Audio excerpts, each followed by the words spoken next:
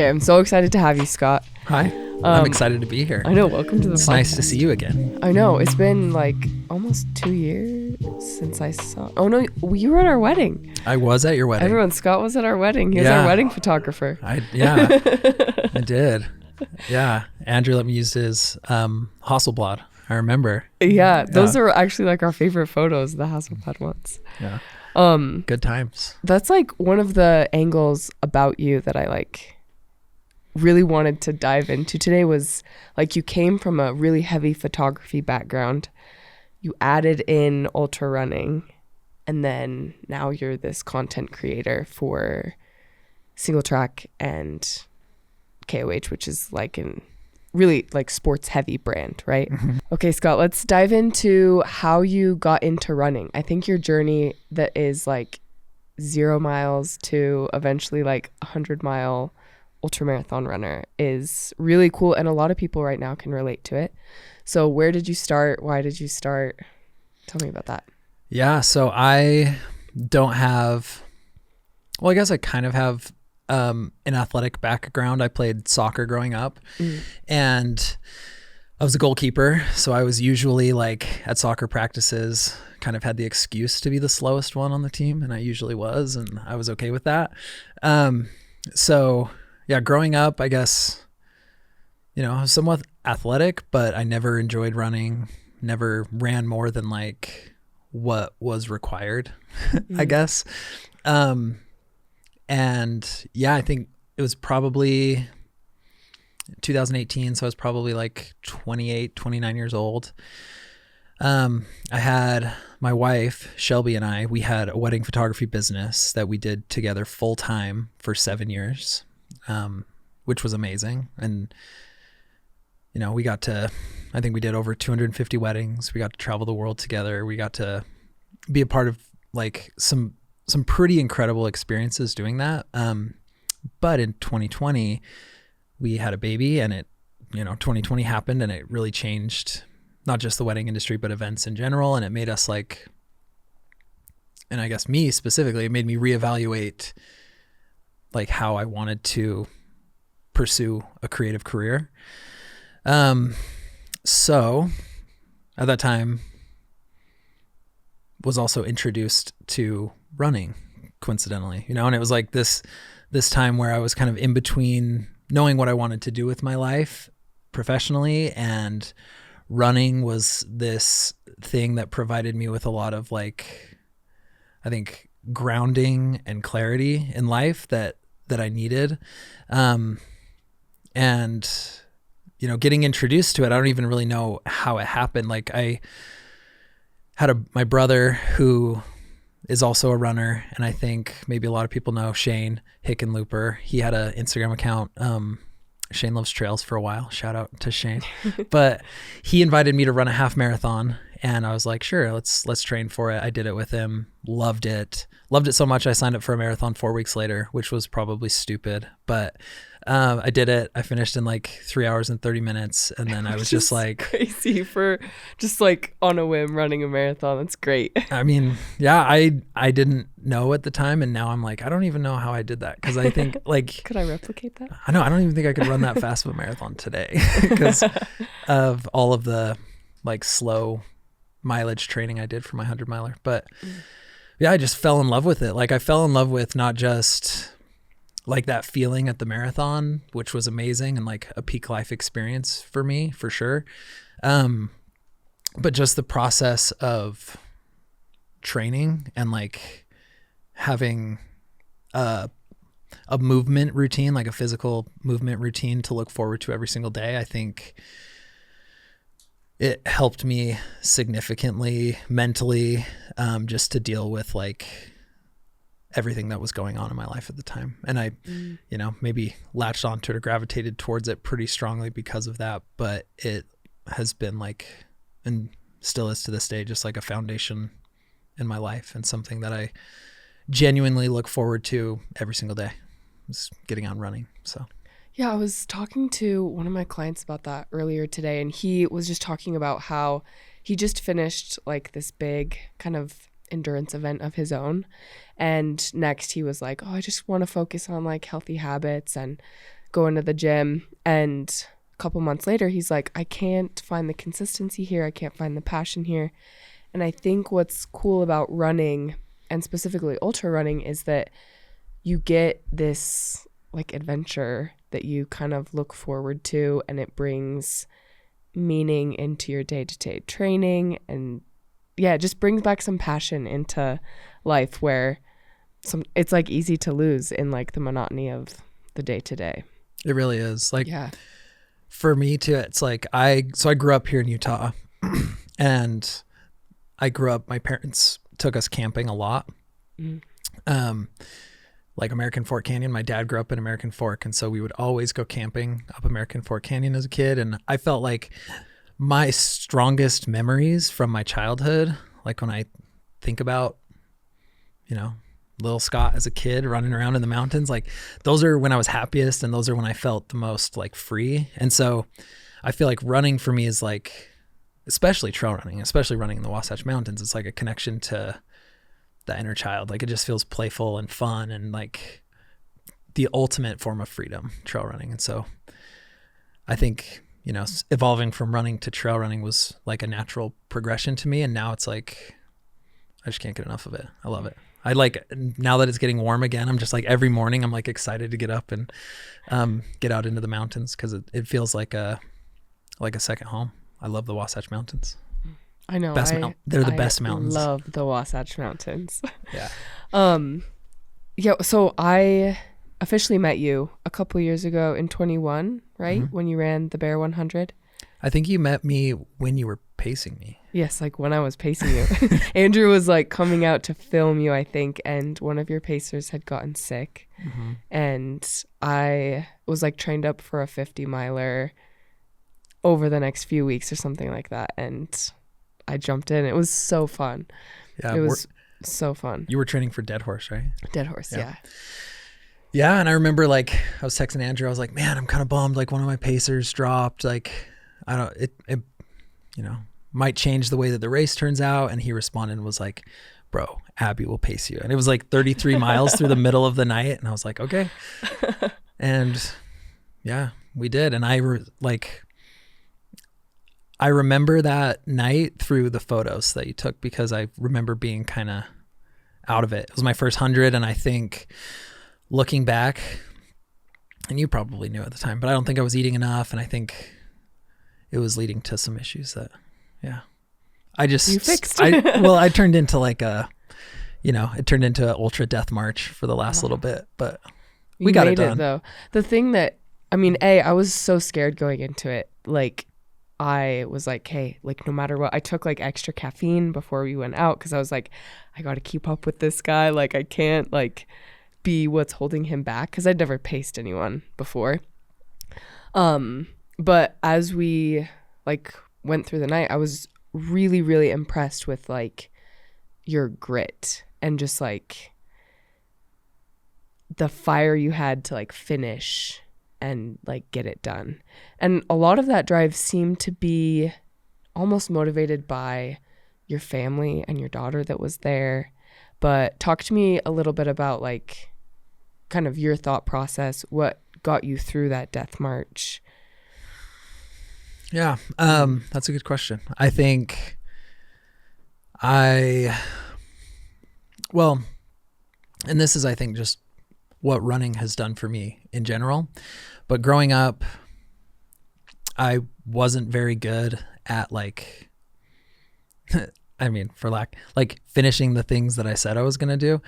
It's probably, because I have ADHD and it's hard for me to like, I get distracted by shiny objects very easily. Mm-hmm. So running has been like this thing where I'm like, if I have 6 miles on the calendar in the morning,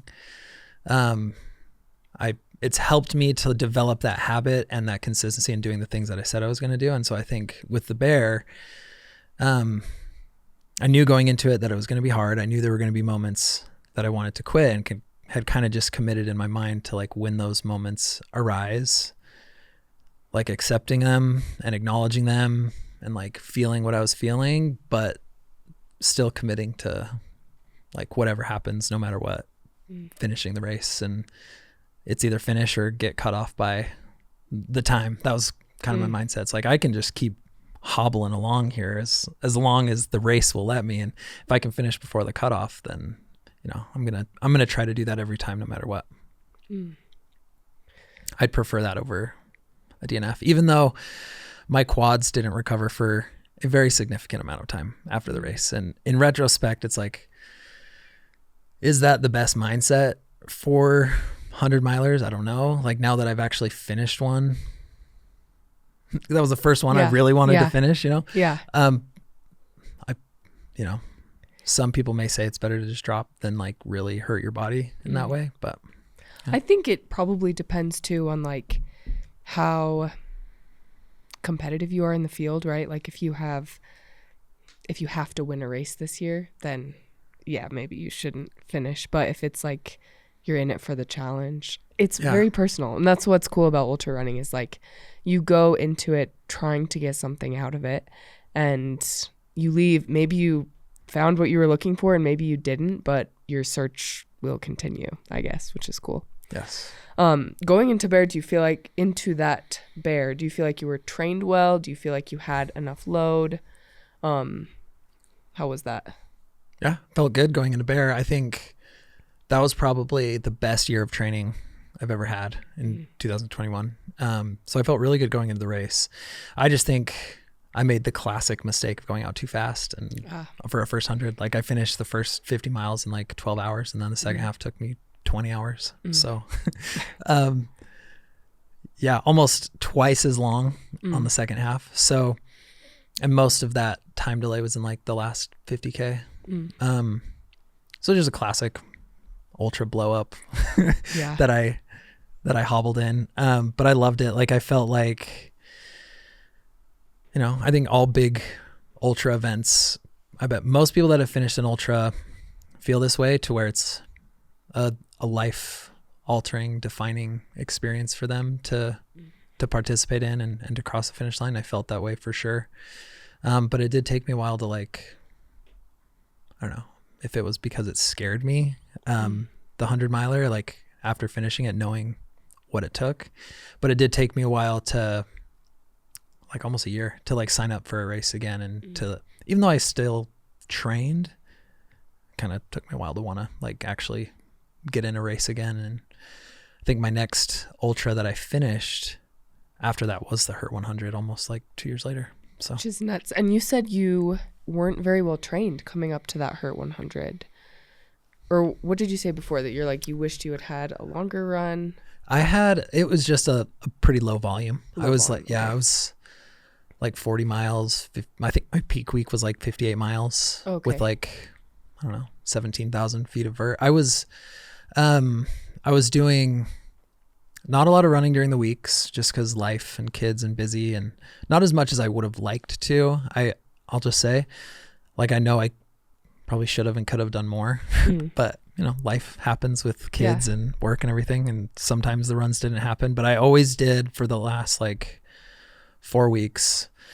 There's a rock called Flag Rock that's close to where I live. And every Saturday for 4 weeks, I would go out there and spend like 3 to 5 hours just doing repeats up and down Flag Rock, which is it's a mile and a half up with like 15 to 1700 feet of gain. And I would just do that over and over again for hours, because I knew that that's what Hurt was like. And I was like, I just need to do repeats, like kind of monotonous hill climbs over and over again to get myself used to just going up and down a similar grade over and over and over again, because that's exactly what Hurt is. Like if you look at the elevation profile of Hurt, there's not a single, like not even quarter mile section that's flat. It's either straight up or straight down the whole race. So that was my plan. I don't have a coach, and I was just like, this might work, and I guess it worked. So it did. It did you really well.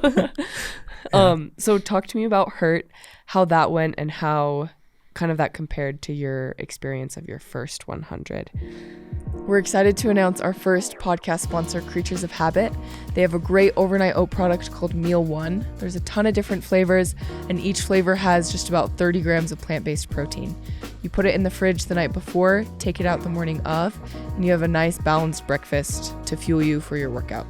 If you use our code STORER at creaturesofhabit.com, you get 10% off. And we'd also like to thank our sponsor, Coach Soak. Coach Soak is a brand that focuses on athletes' recovery. Their products have magnesium flakes, mineral-rich sea salts, and essential oils in them that will help aid you in their recovery. These products come in lotions, sprays, and bath salts. If you use code STORER at checkout, that will get you 10% off. A lot better. A lot better.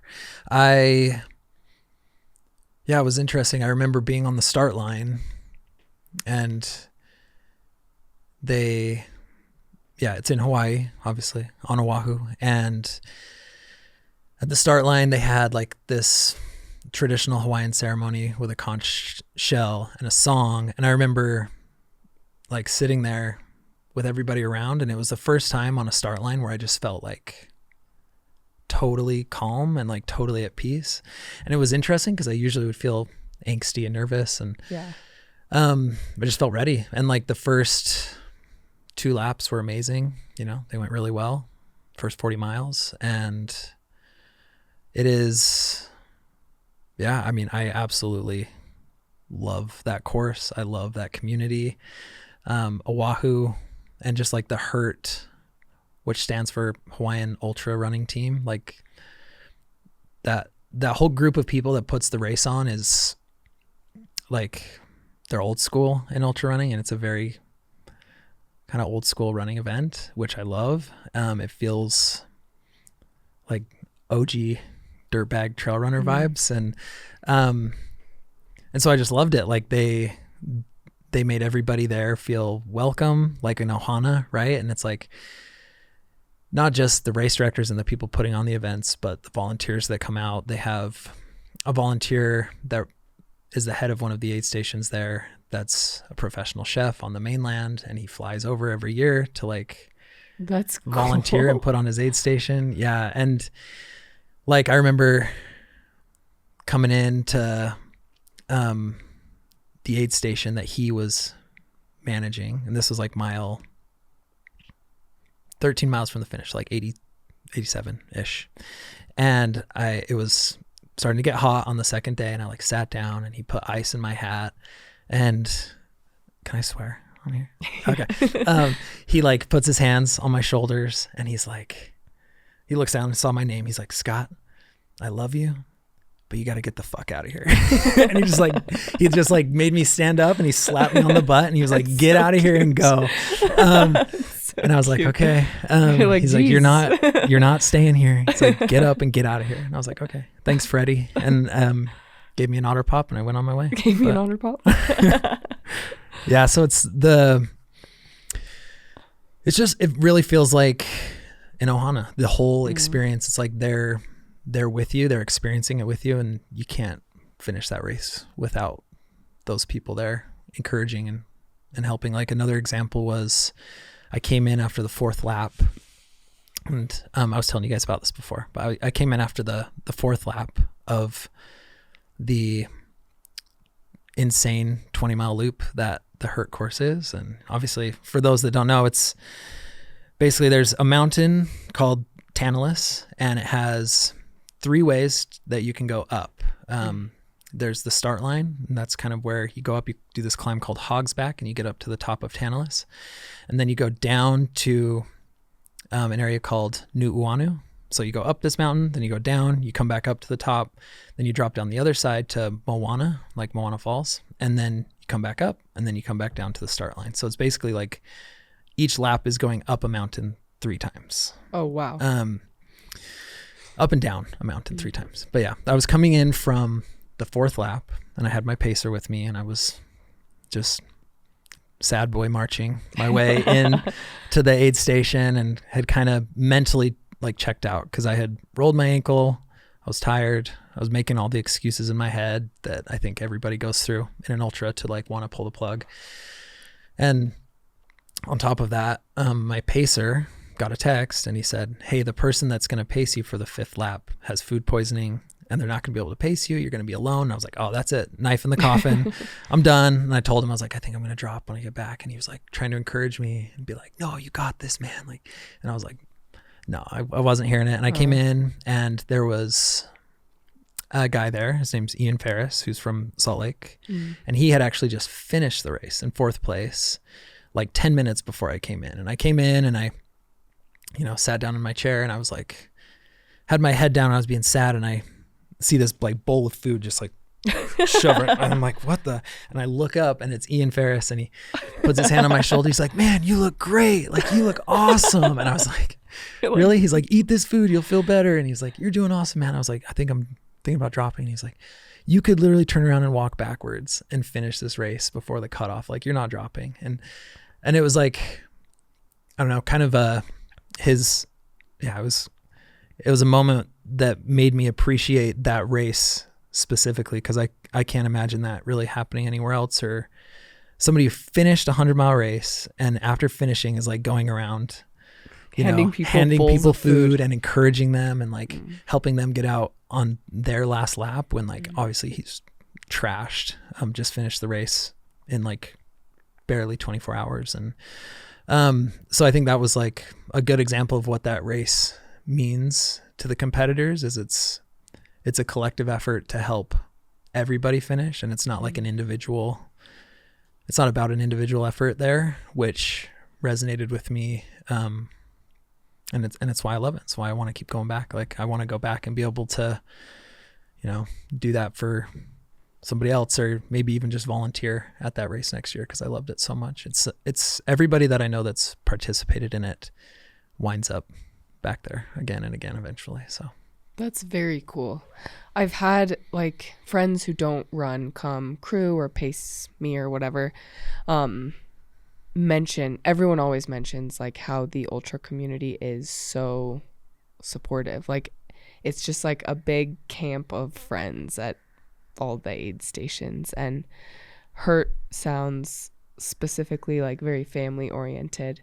And yeah, those are like the types of experiences that change your life and inform like the kind of person you want to be to others too. Yeah. So it puts things into perspective, like crystal clear. It makes you realize, the things that really matter. It's like, running's cool, but am I a good dad? Am I a good husband? Am I supporting the people around me to encourage them in their pursuit and their goal and their, ambition in life, whatever it is. Like, I have 2 daughters. I want to be able to be that same encouragement and support to them. And not just that, like everybody in my life, I want to, encourage and support all the people that are in my ohana to, become the best versions of themselves, or do whatever crazy thing they have in their mind that they want to do. It's very cool. So do you think that the community in Hawaii was what made it so much better than your experience at the Bear? Or do you feel like you made other like nutrition or hydration decisions as well that kind of made the experience a little bit better for you? It was both. Okay. Yeah. I mean, the nutrition was great at Hurt as well. Like, I was out for like 33 hours, which is a long time. And I didn't have any stomach issues at all. Awesome. I used Martin 320s every 2 hours. I had one every 2 hours, alternating with electrolytes in a bottle. And then I did Martin gels, I did BPN gels, and that was it pretty much. And then I did, real food in the aid stations, but I was doing gels every 30 minutes and then liquid 320 calories every 2 hours. And that was like, I never once even got nauseous or anything. So even in the heat, which was that's impressive. A pleasant surprise for me. How hot was it? I don't think it got over 80 degrees. Oh, okay. It was really nice. I mean, I guess, Hawaii doesn't really get blazing, but it is pretty humid. So you sweat more. It actually got cold at night. Like, did it really? Yeah, it was really like, I think high 50s, low 60s. Like, it got, I was fine. I loved it. But a lot of the local Hawaiian runners that were running, a lot of the local Hawaiian runners that were running were like getting freezing cold, like having to wear puffies and like kind of jackhammering a little bit, and I Yeah. was like, oh, this is. You're like, I came from 20 degrees. I'm in like, this is Utah." heaven. Like, I was doing hill repeats in the snow 2 weeks ago. I know. Yeah. That's awesome. So all of these like amazing ultra experiences, you've done like a ton of races besides those. How do they inform like the kind of content creator you want to be, or the kind of artist, I guess, that you want to be? Because you focused on photography with your wife for 7 years. You guys are an amazing team, by the way. Like, you work together so well. But how has ultra running informed your aspirations in like a creative sense? I think, I think ultra running is, for anyone who pursues it, a lens inward, and it provided me with a lot of self-reflection. And I think everybody that runs ultras, like, it doesn't attract like normal people. I don't know. The people that do it are very interesting, and they have very compelling stories. And as a content creator, I have recently, in the last few years, gravitated towards that, like storytelling. And I think there are so many people in the sport that have compelling stories, and stories that could literally change people's lives if they're heard, and encourage the world to like just embrace healthy lifestyles and healthy habits. And, I think it's no surprise that, America is kind of in a health crisis. Like, Yeah. And I think that stories are the thing that could reverse that potentially, is like getting stories of people doing pretty amazing things in front of as many people as possible. And that's my motivation as a content creator in the trail running space, is to tell athlete stories and try and get as many people interested in endurance events as possible, because I really believe anybody on the planet can, if they really want to, run 100 miles, a 50K, a marathon, whatever it is for them, like, if they can think it in their mind, they can do it in their life. And it's just a matter of like, maybe providing a nudge that somebody needs through hopefully a piece of content. Cause that's what it was, I think, for me initially. Like, I read Rich Roll's book. I was introduced to Rich Roll, and his story of transformation and getting into endurance sports. And that's what made me curious about it. And so I think there can be a domino effect where more stories are told and more people are brought into the sport. So, And endurance sports kind of lend themselves to stories as well, because when you're out there for 33 hours or 12 hours or 6 hours, you're running with all these people with a million different reasons why they're there, a million different paths that have taken them here. And yeah, I could rattle off like 40 people that I've met on an ultra that just like blew me away and whose stories like really impressed me. Did you have maybe a moment with someone you met on the trail or someone in your personal life that kind of embodied kind of the story thing for you, or was it really just the whole experience of it and coming to realize? I think just the whole experience of it, like, just the community as a whole, I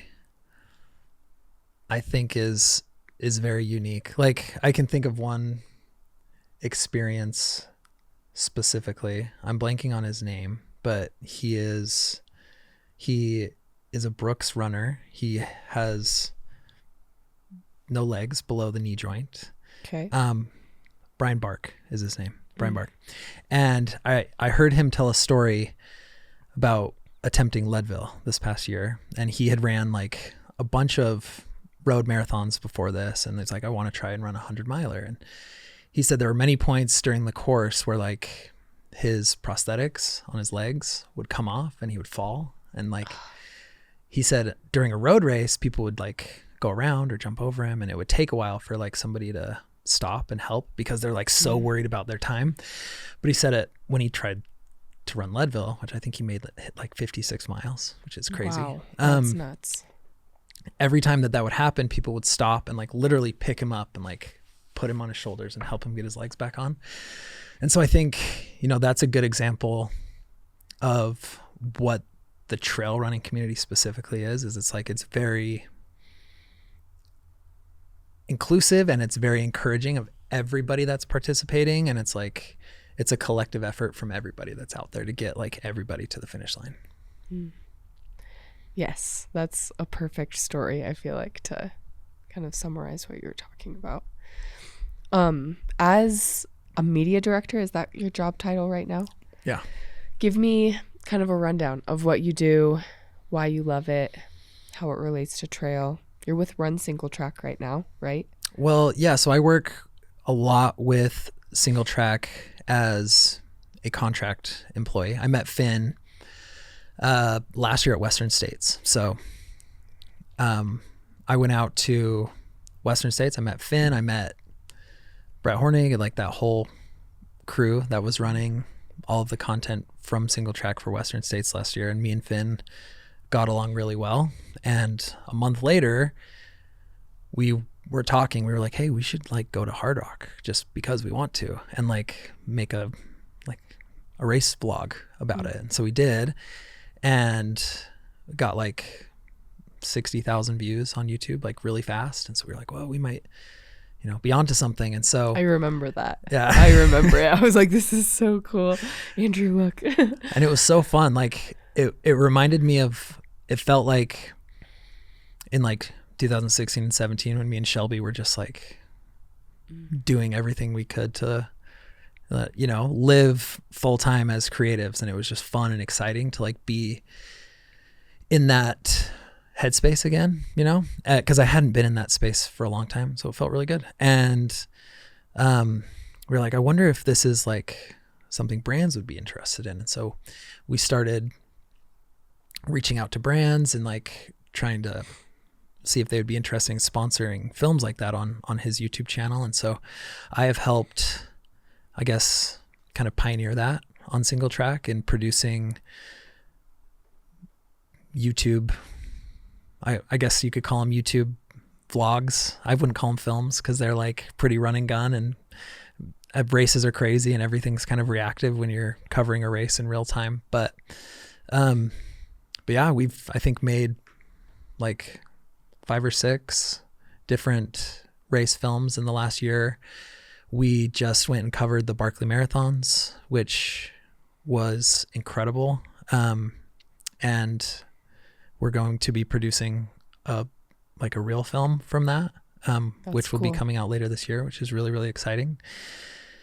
And yeah, I'm going to be with him at Western States again this year, which will be super fun. And also we're going back to Hard Rock this year. So yeah, and my role there is mostly involved in producing the YouTube videos that go out on his channel and helping produce all of the content that goes out across his social channels. So yeah, we call it Sling Intent.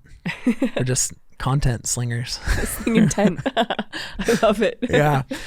So I do that with Finn, and I do have to say the Barkley stuff that you guys even put on social media, like you guys are really good at telling a story through clips and photos, and the way that you put it together is amazing. Like I love the content that you guys are producing. Like, good job.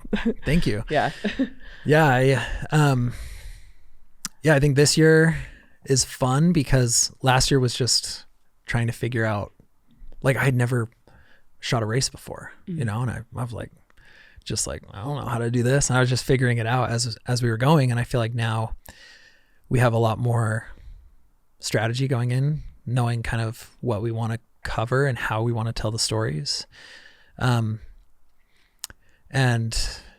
we're getting opportunities to not just cover races, but tell athlete stories, which is what I'm really excited about and being able to do. So when you're going into a race, I've found this to be difficult even in like these little podcast episodes, like I want your episodes to tell a story of like who you are, what you've learned, and I want our audience to be able to connect with it, but I also want it to be like casual and conversational.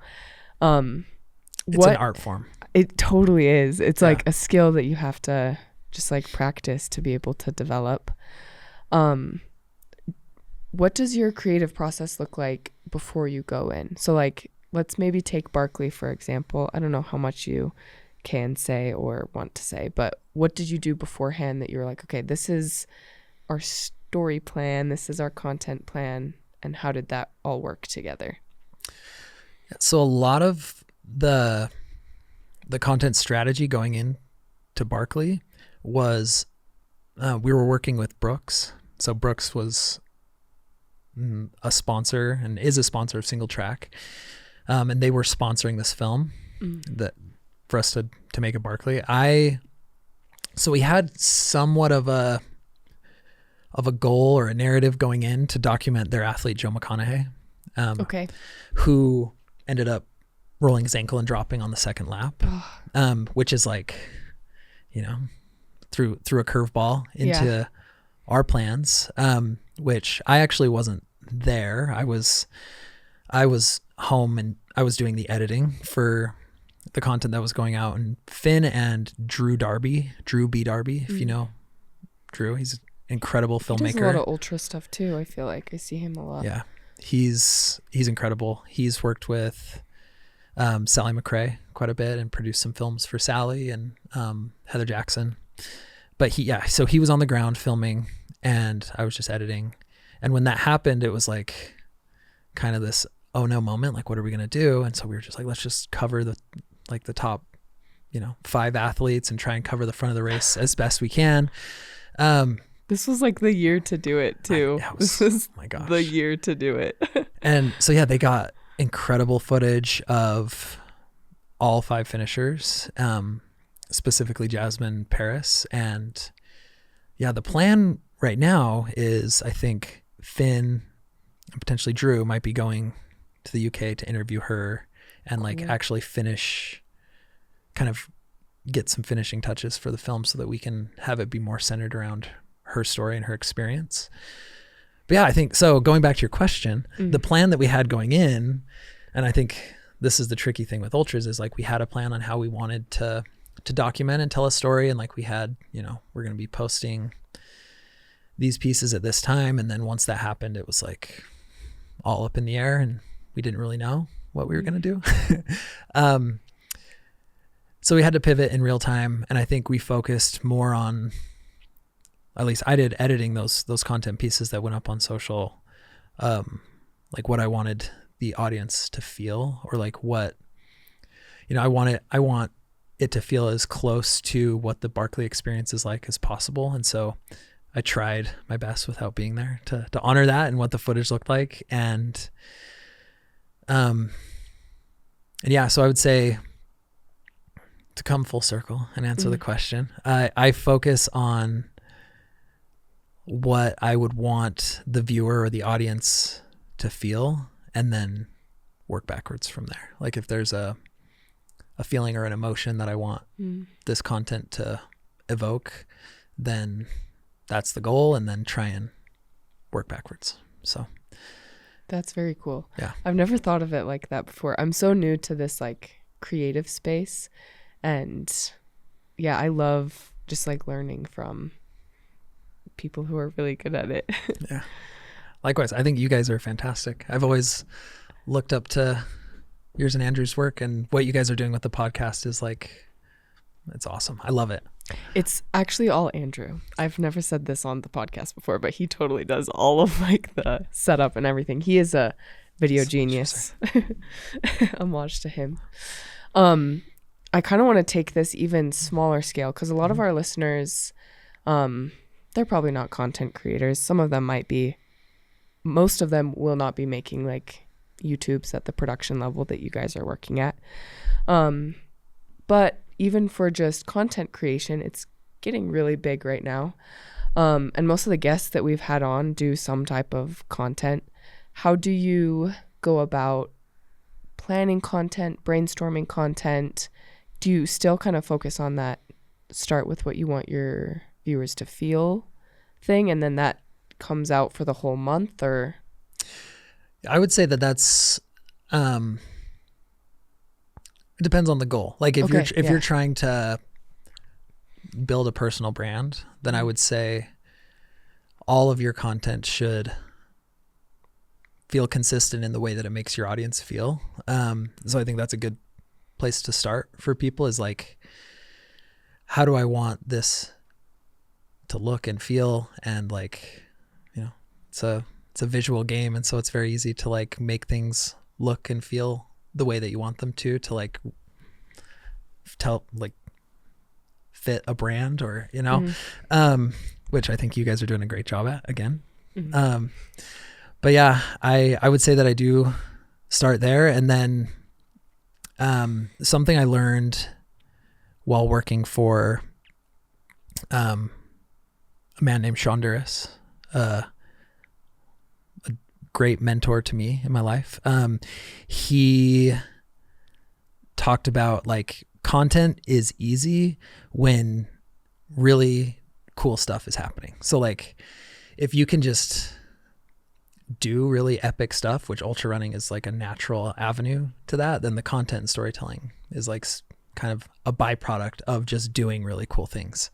So yeah, I mean, if I were to give advice to content creators, it would be to not get lost in the weeds of production, which is like really easy to do, and focus on doing really, really cool stuff and just documenting that process of doing really cool stuff, whatever that is. Like it could be even something as simple and effective. Like I always think about like Bear Performance Nutrition and Nick Bear, and they've built like that entire company off of him just doing really cool things and like turning the camera on himself and telling the story of like his journey building for a sub 3 hour marathon, then a sub 240 and like 100 miler and a bodybuilding competition. And he just is like, I'm going to do really cool things and I'm going to turn the camera on myself and document the process. And I think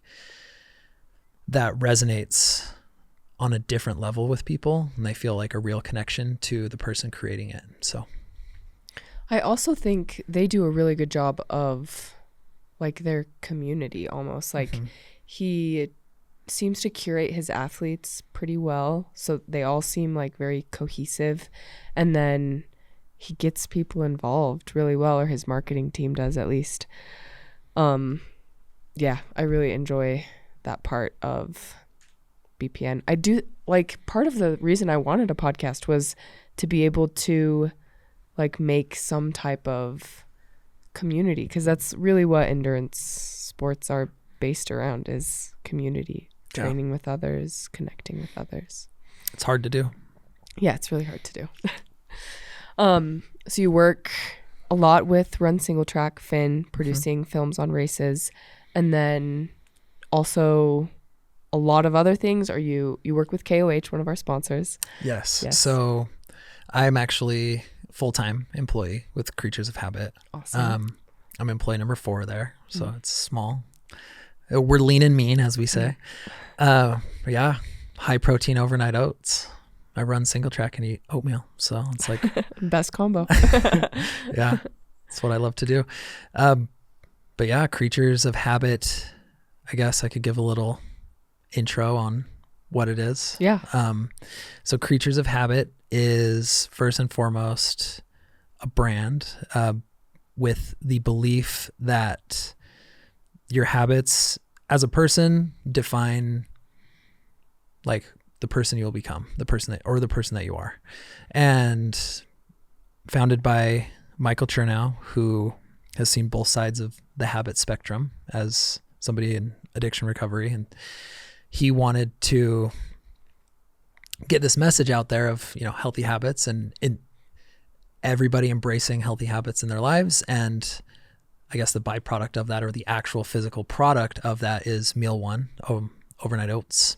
It's high protein overnight oatmeal that takes like 30 seconds to make and is delicious. And I eat it every single day as the first thing that goes into my body. And I love it because as a dad, especially, and somebody who tries to get out the door somewhat early in the morning for runs, it just like takes that thought process and the decision process out of the picture completely, to where like I know I can wake up and have breakfast in like 10 minutes and have it be something that will digest easily and sit well and be able to like fuel a run, because I don't like to run fasted anymore. So yeah.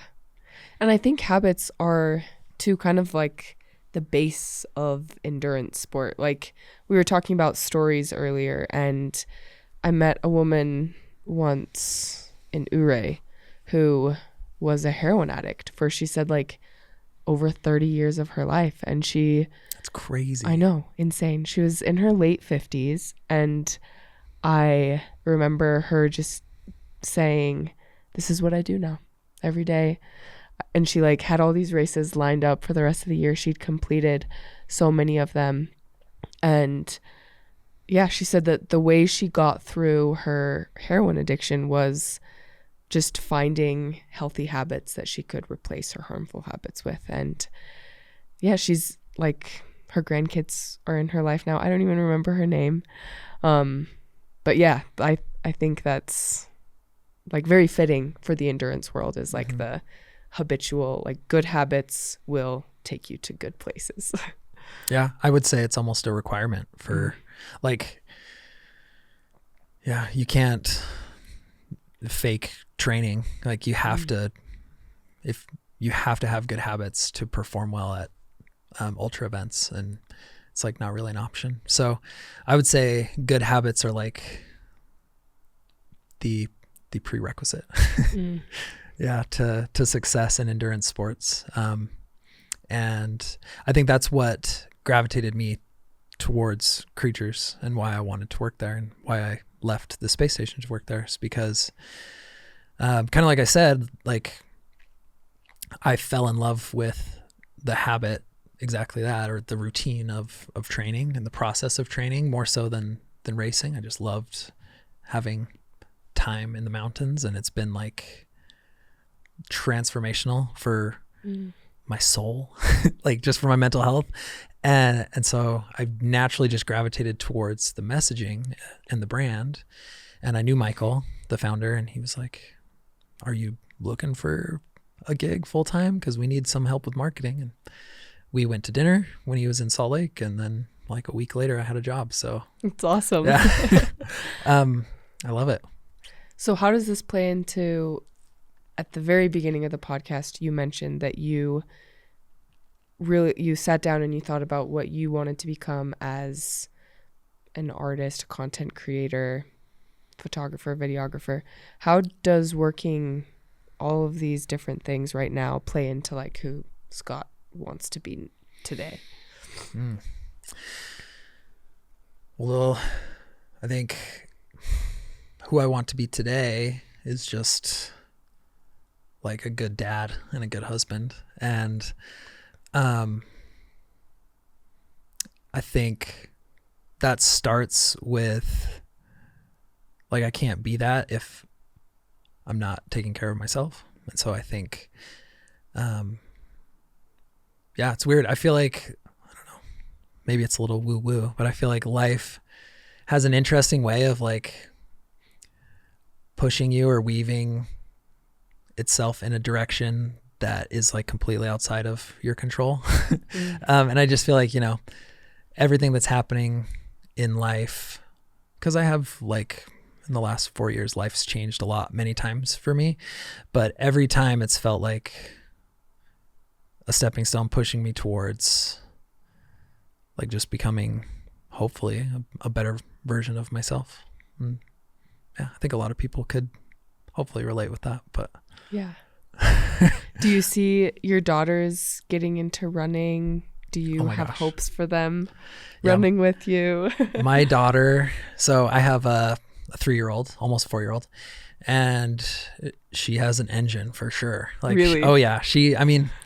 She'll rip around our house and our backyard for hours, like just You're like, "Let's every move this to night, the like we trail." have in our house, we have like a kitchen island, and our living rooms and a kitchen's just like one big room, and she'll just run laps around it like every night before bed and until she gets tired, and she doesn't ever get tired. So sometimes it takes a while to do bedtime. But yeah, I would love it if they have the same connection to running, to the outdoors. Like that's what I want to instill in them. And like, I want to be able to spend as much time with them while they're young right now outside as possible, and hopefully plant some seeds. But you know, they'll grow up, be their own people. I can only try to influence them so much, but I would love it if they, you know, could one day do a race together or something. That'd be amazing. That would be so cute. That's the goal. Keep my legs strong long enough to when I'm in my 50s. Oh, did you see that documentary Solomon put out, Lucy's dad? Mm-hmm. Favorite doc, I think, from last year. It was just like, yeah, I think I watched it like every long run for like 2 months straight and just like sobbed just because it was just so cute to me.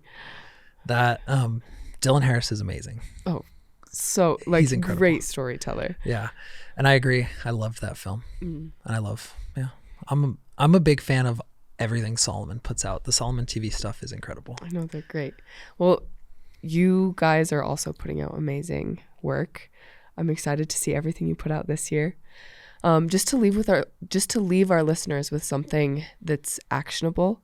Our last thing we always ask guests is if you could give a piece of advice or one actionable thing to people who are listening that might relate to you or who resonate with something that you've said, what would that actionable thing be?